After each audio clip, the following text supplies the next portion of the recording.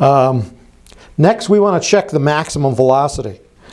Now, the maximum velocity, the critical velocity is actually the velocity of the rocket as it leaves the launch rod up here. We know from experience, for 50 years of model rocket experience, that if the rocket leaves the launch pad going at least 30 miles per hour, it's going to be safe, because that's the speed where the fins become effective at stabilizing the rocket. So they're in RockSim, and you can change this in the preferences, and you can display this velocity at launch guide departure.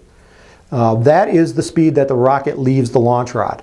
Now, you want to make sure that your rocket's leaving the launch rod at least 30 miles per hour.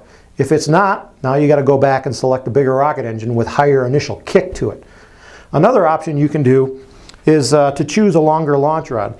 Now, this launch rod here is the 36-inch rod, and this one here is 48 inches. That extra 12 inches gives you more speed that the rocket can get to as it leaves the launch rod. Pretty much, there's no such thing as a launch rod that's too long. The longer the better. The only thing that a long launch rod can do is to wiggle more. And if it starts wiggling too much in the wind, what you want to do is to use a thicker diameter launch rod, like this one here would take a 1/4 inch launch lug, or even better yet, a launch rail. Launch rails are the latest in model rocketry, specifically for high power rockets, because you need the rocket to be stable coming off that launch rod.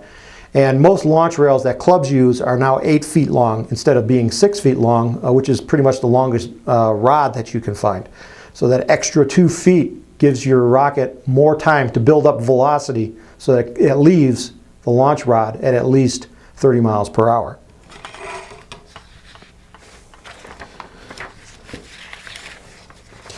All right, now we're on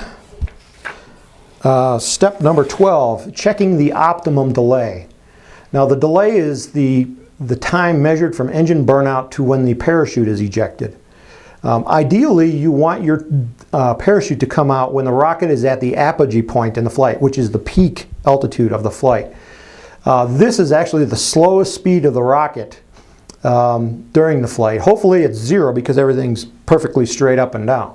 If it's not, if it's arcing into the wind, because it's at the highest point and has no vertical velocity, that's going to be the slowest time, or the slowest speed in the flight.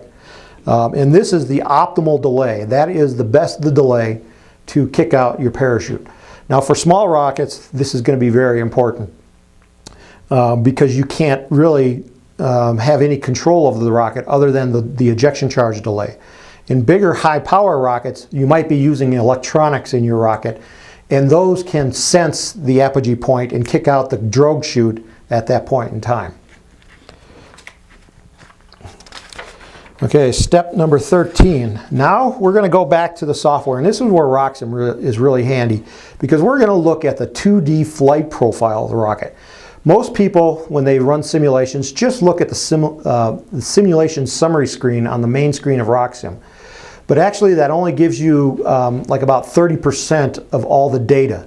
By looking at the actual trajectory of the flight, we can actually see what's happening with the flight and making sure we're picking the right rocket engine. Ideally, we want to make sure that the rocket is not weathercocking into the wind. If it's weathercocking into the wind, what it's doing is it's just turning into the wind. Let's say this is the rocket, the wind's blowing this way, and the rocket's turning into the wind. If it's going more horizontal than vertical, then you got a problem, because we don't want the rocket going horizontal, because that's an unsafe condition. So in weathercocking, what we look for is a pretty much vertical trajectory, and if it's arcing too far, you're going to pick that up right away in the 2D flight profile, and that's why RockSim is a really nice tool to use. The other thing that you want to look for in the 2D flight profile is the rocket actually stable when it's launched. A lot of times the rocket could be going unstable, and you won't pick this up on the simulation summary screen. What you'll just see is a very low altitude, and you're going to say, well, why has that got a low altitude? Well, the problem might be that the rocket went unstable because of the wind.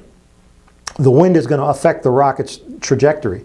So the only way you're going to see this before you actually really launch the rocket is by looking at that 2D flight profile. So go ahead and do that. The next thing we want to look at in the 2D flight profile is where did the rocket actually land.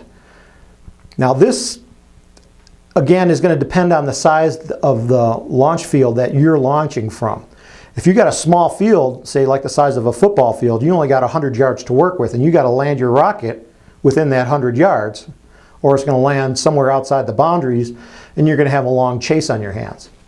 So what you can do there is you can angle the launch rod into the wind a little bit, and that can help you and give you the right angle. Or you might want to just choose a smaller rocket engine, and this is where the engine selection comes in. Choosing a smaller rocket engine means that the rocket's not going to go as high, and therefore is not going to drift as far with the wind. So go ahead and check your landing distance.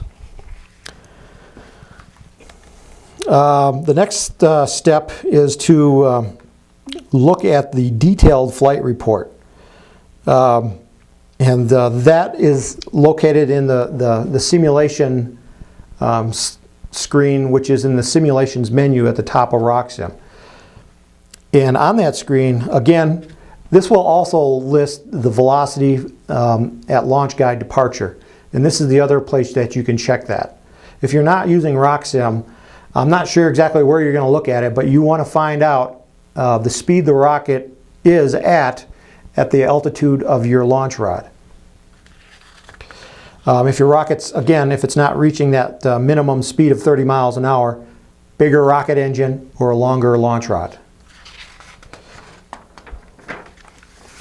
The next thing that we want to look at in RockSim, this is not so much for engine selection, but it is kind of critical, and that is the velocity when the rocket hits the ground. And again, this is going to be in the detailed flight report.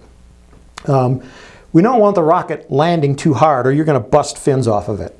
So ideally, we want the rocket to land under 15 miles per hour. If it's greater than 15 miles an hour, you're probably going to need a smaller parachute or streamer. So go ahead and take a look at that now. And at this point, if you go through this process, you're going to end up with a ton of rocket engines that could actually work, along with the ejection charge delay, the optimum delay for that particular rocket, and those particular launch conditions. Because the launch conditions are going to determine the optimum delay, and the only way you're going to figure that out is by running your simulations. So at this point, now you should have a list of engines, and you can start marking them down.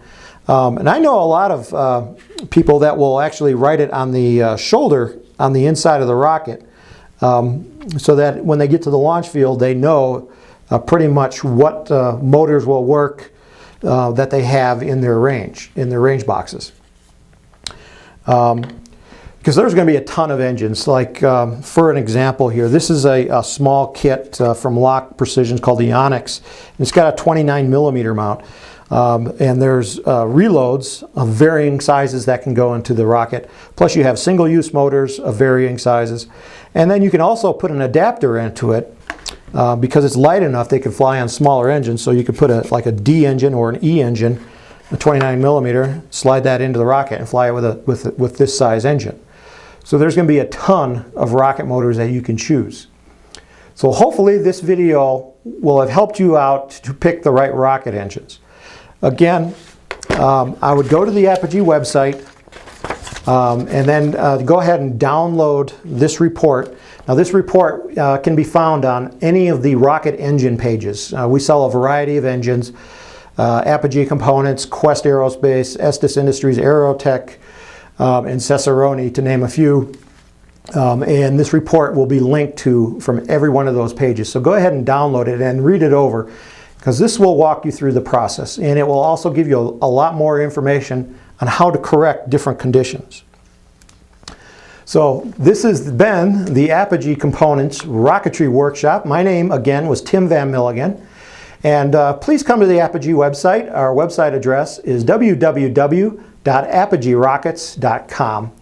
So may the winds be light, and may the skies be blue, and may all your rockets fly straight and true.